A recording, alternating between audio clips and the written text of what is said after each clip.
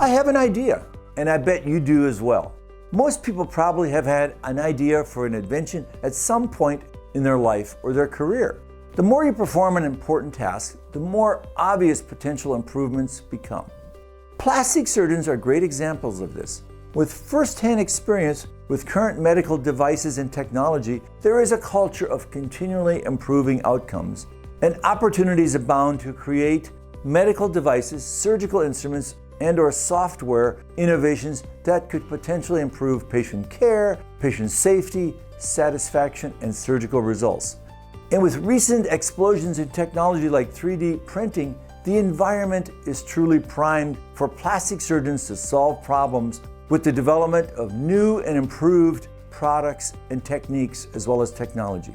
But the process of turning an idea into a product capable of sustaining the marketplace is often unfamiliar to all of us as surgeons.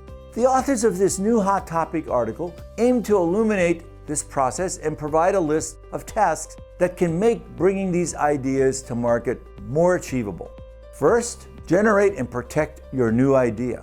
The authors say you need to identify a problem and then perform a creative thought analysis, which could take months or even years. Once you have found an idea worth pursuing, make sure it's unique, be cautious of who you share it with, and protect it.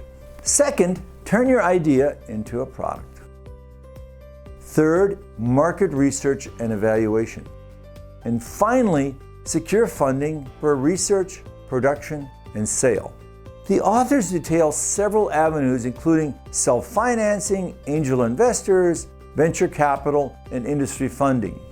With these 4 essential basic steps, your idea can truly become a worthwhile product, but it's not an easy process.